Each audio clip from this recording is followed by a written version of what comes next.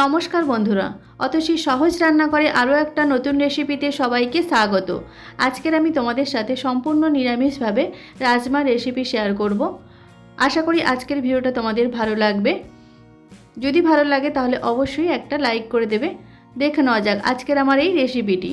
প্রথমে আমি 300 গ্রাম রাজমা 6 থেকে 7 ঘন্টা আমি ভিজিয়ে রেখেছিলাম, তারপর আমি সেদ্ধ করে নিয়েছি। রাজমাটা আমি প্রেসার কুকারে 6 থেকে 7টা সিটি দিয়ে আমি ভালো করে সেদ্ধ করে নিয়েছি। এখন আমি একটা মিক্সার জার নিয়েছি, তাতে আমি দিয়ে দেবো একটা গোটা টমেটো, আর দিয়ে দেবো কিছুটা পরিমাণ আদা, আর দিয়ে দেবো ঝালের জন্য কাঁচা লঙ্কা দিয়ে খুব ভালো করে আমি পেস্ট করে নেব। দেখো খুব ভালো করে আমি পেস্ট করে নিয়েছি।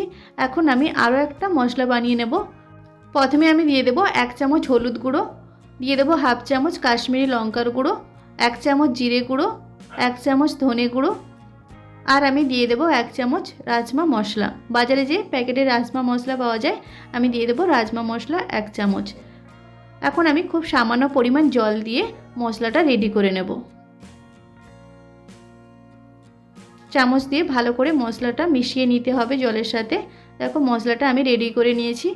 এখন রান্নাটা করার জন্য গ্যাসে আমি একটা কড়াই বসিয়ে দিয়েছি। আর আজকের আমি রান্নাটা সাদা তেলে করব, তাই আমি কিছুটা পরিমাণ সাদা তেল দিয়ে দিয়েছি। এখন আমি ফোড়নে দিয়ে দেব 2টো এলাচ, 2টো লবঙ্গ আর 1 টুকরো দারচিনি। ফোড়নটা আমি কিছু সময় নাড়াচাড়া করার পর দিয়ে দেবো 1 চামচ গোটা জিরে। গোটা জিরেটা দেবো, কিছু সময় নাড়াচাড়া করে নিতে হবে। তারপর যে মশলাটা আমি রেডি করে রেখেছিলাম আদা, টমেটো আর কাঁচা লঙ্কা দিয়ে, সেই মশলার পেস্টটা দিয়ে দিতে হবে। তারপর লো টু মিডিয়াম ফ্লেমে রেখে মশলাটা খুব ভালো করে কষিয়ে নিতে হবে। যতক্ষণ না আদার কাঁচা গন্ধটা চলে যায় ঠিক ততক্ষণ পর্যন্ত মশলাটা কষিয়ে নিতে হবে। মশলাটা খুব ভালো করে আমি কষিয়ে নিয়েছি। এখন আমি গুঁড়ো মশলাটা দিয়ে, যে মশলাটা আমি রেডি করে রেখেছিলাম, সেই মশলাটা দিয়েও খুব ভালো করে কষিয়ে নিতে হবে। লো টু মিডিয়াম ফ্লেমে রেখে মশলাটা আমি খুব ভালো করে কষিয়ে নিয়েছি। এখন আমি দিয়ে দেবো কিছুটা পরিমাণ কাসুরি মেথি। যেহেতু আজকে রাজমাটা আমি নিরামিষ বানাচ্ছি, তাই কাসুরি মেথিটা দিলে তরকারি স্মেলটা ভীষণ ভালো হবে। কাসুরি মেথিটা দিয়েও খুব ভালো করে আমি মিশিয়ে নিয়েছি মশলার সাথে। তারপর আমি দিয়ে দেব রাজমা। আমি যে রাজমাটা সেদ্ধ করে রেখেছিলাম, সেই রাজমাটা আমি দিয়ে দেব। তারপর লো টু মিডিয়াম ফ্লেমে রেখে মশলার সাথে খুব ভালো করে রাজমাটা একটু মিশিয়ে নেব। আমি খুব ভালো করে মিশিয়ে নিতে হবে মশলার সাথে। তারপর আমি দিয়ে দেব স্বাদ মতো লবণ। লবণটা আমি সেদ্ধর সময়ও দিয়েছিলাম, তাই সেই বুঝেই লবণটা দিতে হবে। লবণটা দিয়ে খুব ভালো করে আমি মিশিয়ে নিয়েছি। তারপর আমি একটা ঢাকনা দিয়ে দেবো, আর 10 মিনিটের জন্য আমি রান্না করে নেব।